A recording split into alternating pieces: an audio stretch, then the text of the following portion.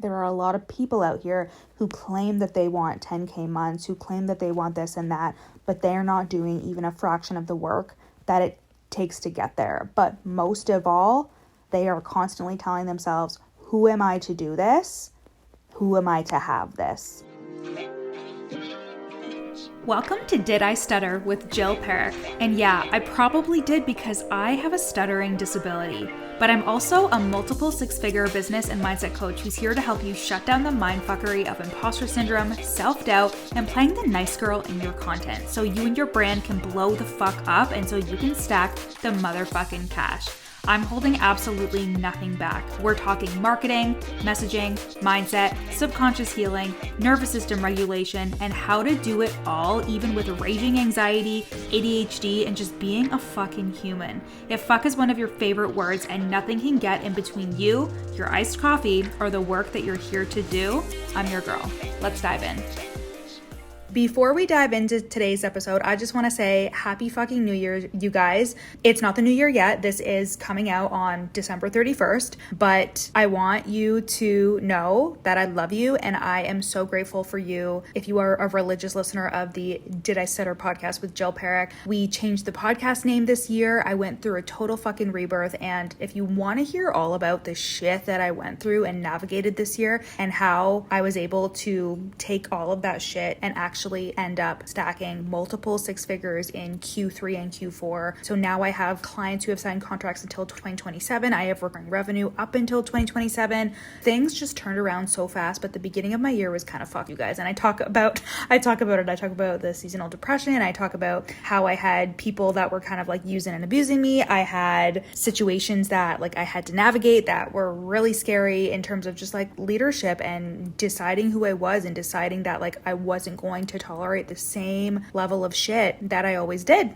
And I also subsequently had an income dip because of the shit that I was allowing and how I was acting and how I was being, especially behind the scenes. And I turned all of that around in the second half of the year. And now things are truly like so fucking different. And I'm so grateful to that version of me. I talk about this all like in length and in detail. And I tell actual stories with juicy fucking details in the Rebirth Receipts, which I put on as a free 5-day event a couple of weeks ago. You can actually go to the link in my show notes and sign up for that for free. You'll get access to the Telegram channel and then you'll get access to the replays. And it was just an incredible event. I'm so happy that I did it. Had a little bit of a vulnerability hangover afterwards, if you know what I mean, but that's the way I am. I'm authentic. I'm real. I'm going to tell you exactly what went down and what happened and like what you can expect being a heart-centered fucking coach in this industry that cares about her people and also wants to make a fuck ton of money. So I just wanted to say that.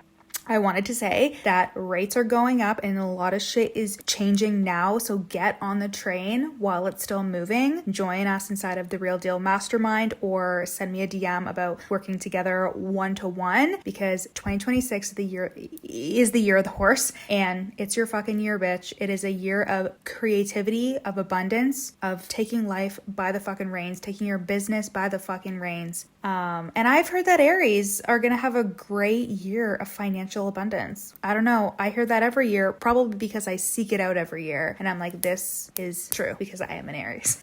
But anyways, just wanted to say, I hope you're having an amazing holiday. I hope you are plugged the fuck out of your business and you are spending time with your family, with your friends, with your loved ones. And send me a DM when you're ready to start this fucking shit with me. This episode is actually a replay of one of the highest played episodes of 2025, and that is when Who Am I to Do This is on repeat. This is what you need to remember. This is a juicy fucking episode. I love you so much, and I will see you in 2026. Hi, Queen. Okay, I know that you need to hear this today. So, I'm here to tell you that no one is coming. No one is going to come and tell you that you're good enough. Nobody is here to grade you and give you 100% or an A+.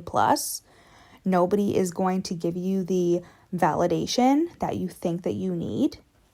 Nobody is going to come and save you. You have to decide that you are good enough for yourself and for your business to thrive. The only reason why you haven't signed your next client, the only reason why you're in a sales plateau, the only reason why you are experiencing the struggle in your business that you're currently experiencing, the only reason why you haven't scaled your business past that income amount that you know energetically you're at, but you keep trying to fix it with fucking strategy, is because of the belief of who am I to do this? You have that belief on repeat over and over again. So you don't do the things that you would be doing if you believe that you were the kind of person who could have that or who could do that, simply because of this little belief and this thought that runs through the back of your head every time you create a piece of content, every time you go to hire somebody in your business or do something new or find this strategy or do this or do that. Who am I to do this? When I first started my business, I had who am I to do this on fucking repeat. As I scaled and as I started to take on more clients, as I started to get a bit more edgy with my content, right? I had this belief on repeat. And I had to do the identity work. I really had to learn how to eliminate subconsciously this belief of who am I to do this. I had to silence that belief, right? I have a stutter. I've talked about it a lot on the pod. It's in my intro. My clients definitely know I have a stutter. Like, it is something that I live with every single day. And in the beginning, it was so easy for me to default to like, who am I to do this? Because I had a good reason. Because I was like, who am I to lead a group program? Who am I to sell my offer and to speak confidently about this when I get social anxiety in a room full of strangers because I'm afraid to stutter in front of them? Like, I'm afraid to introduce myself, right? We all have our reasons as to why we tell ourselves why we're not good enough, and why who am I to do this is the most normal question in the world. For a lot of my clients, this has looked like their cultural background. It has looked like the way that they were raised and the trauma that they endured. It has looked like that they feel like that they don't have the right degree or the right certifications. For some clients, it has been that they feel cringe on social media, or they think like, am I too old to be doing this? It's all just a flavor of who am I to do this? Who am I to have success? Who am I to receive this opportunity or these opportunities? Who am I to get this referral? Who am I to sign this client? Who am I to say that I can help somebody achieve this result? And the difference between you and the people who you see like speaking on stages and the people that you see sharing their screenshots of their clients getting results, of you and the people who are like boldly claiming that they can help somebody in selling their offer, is they do not let this thought stop them, and they've learned to ask themselves, who am I to not? Who am I to not fucking do this? Because if I don't, somebody else will. And then I'm going to be looking at that person and thinking to myself, that's literally the exact thought that I had. Those are literally the exact things that I thought. That's the stuff that I wanted to talk about. That is the work that I want to do. I was coaching a client a couple of weeks ago, and we were talking about this conversation that she had with like a potential client, and it was a referral. And after she had this conversation, she was kind of like, I feel like I could have done better than I did, but I still have a hard time, really advocating for myself and for my accomplishments and really having the confidence to be like, I can help you. And of course I asked why. And of course we deduced that it would be very uncomfortable for her to really own her results and her accomplishments and the things that she's achieved and how she really can help somebody, because of her cultural upbringing, because of her background, because of the way that she was taught to not take up space. And I said, but I want to give you some perspective that like you're uncomfortable now. You're uncomfortable with the fact that you feel like you didn't do your best. You're still beating yourself up. So you need to learn how to choose your discomfort. It is uncomfortable to fail. It is uncomfortable to not get the fucking thing that you want, right? But it is more uncomfortable to realize that you have potential and you're just not activating it. I would rather deal with the discomfort of being a little cringe, of boldly and confidently talking about my offer, about posting something that like feels a bit uncomfortable to post. I would rather deal with that discomfort. I would rather deal with the discomfort of having a sales call with somebody or a DM conversation with somebody and pitching to them if that is something that I feel is necessary, if I feel like that is something that is appropriate, right? I would rather deal with that discomfort than deal with the discomfort of never trying, of never putting myself out there, of never activating my potential. Either way, I'm fucking uncomfortable because business is uncomfortable. You're putting yourself out there. You are putting your heart out there. You are saying to people, buy from me. You are being vulnerable. A lot of the time, this comes with sharing intimate details about your life, about the work that you do, your stories. This is not an easy job to have. And just because the medium in which we share these things is on social media, people think like it should be easier. And a lot of us have this expectation going into it that this should be easy because, you know, I'm just posting content. I'm just posting reels. And aside from like the strategic side of things, it is not easy to bare your soul. It is not easy to be 100% authentic and you. It is not easy to confidently say, I can help you do X, Y, Z, right? Because all of the implications that come with it. Fear of success is so real. Fear of getting everything you want is so real. There are a lot of people out here who claim that they want 10K months, who claim that they want this and that, but they're not doing even a fraction of the work that it takes to get there. But most of all, they are constantly telling themselves, who am I to do this? Who am I to have this? Who am I to even desire this? With this same client, we actually had a conversation around deserving when it came to her having this conversation with this person that she had an opportunity with, right? Before she even had the call with this person, she was like, this was a referral. And there's a lot of lack of deservingness coming up. And I was like, what if nobody deserves anything? And we took deservingness off the table, because who am I to say that somebody deserves this? Who are you to say that you don't or do deserve something? Deservingness sounds moral. And a lot of the time we get caught up in this moral perfectionism and like what's good and what's bad. But that's not how the real world is. How the world is people get things that they go after.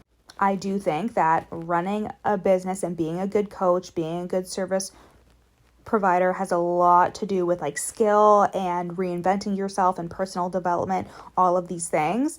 And also when you just have the tenacity and you are going to show the fuck up for yourself day in and day out, that is why I have the results that I do. That is why I have a multiple six-figure business. That is why I wrote a best-selling self-help book in 6 months, because I was just fucking relentless. And I was like, who am I to fucking write a book? I'm like in my late 20s. I don't have like years and years and years of experience.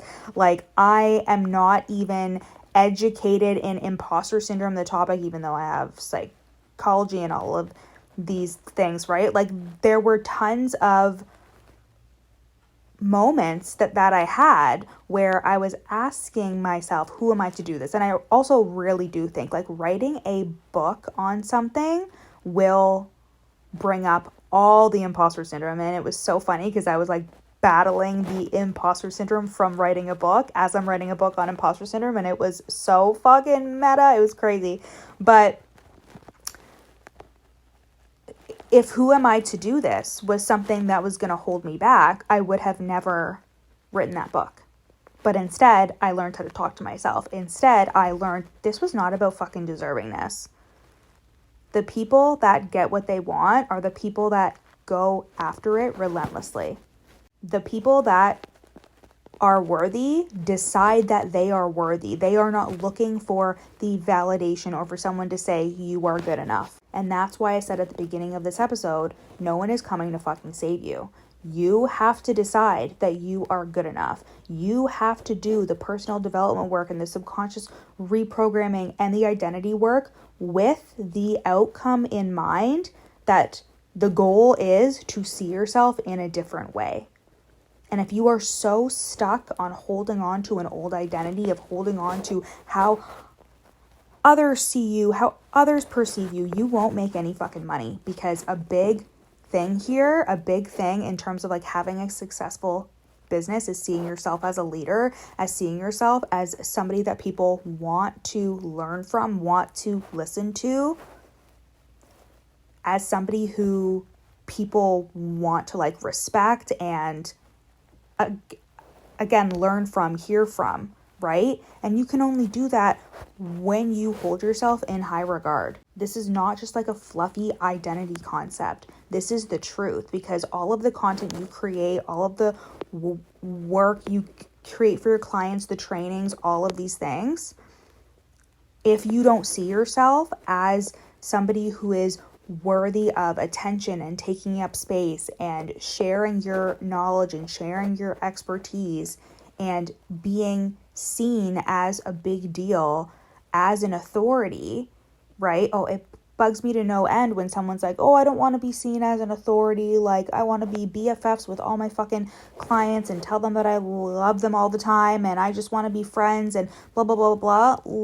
Like, you did not come into the industry to be somebody's BFF. You came in here to be an activator, to be a disruptor, to actually change someone's life. Because, spoiler alert, every single person that comes into the coaching world, whether you are a coach and a client or whether you are just a client, if you go to therapy, anything around the kind of work that we do, it is somebody who wants to change their identity. Even when it comes to something like health coaching, right? And somebody wants a super snatched hot bod, they have to change on an identity level in order to become the person that has a hot body, right? Like, that is something that people don't tell you because it's hard. It's hard to change who you are, but it's necessary.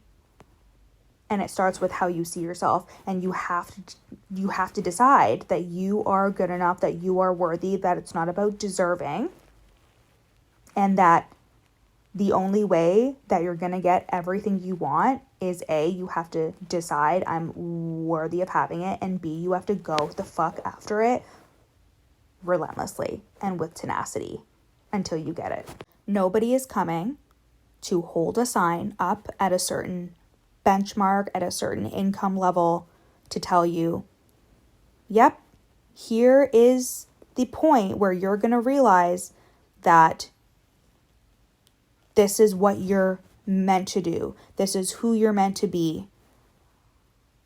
You are the only person who can answer the question, who am I to do this? And you have to respond with, but who am I to not? Like, that question is irrelevant. Because who is anybody to do anything? The people that are doing things, that are doing big things, that are speaking on stages, that are making a lot of money, they just decided that they were worthy of it and that they could have it. And they did not let who am I to do this hold them back. I love you. I love you. I love you. And if who am I to do this is on constant repeat in the back of your mind, and you know that joining The Real Deal or working with me in one-to-one coaching is your next step, I am here when you're ready. The link is in my show notes. I'll see you guys next week.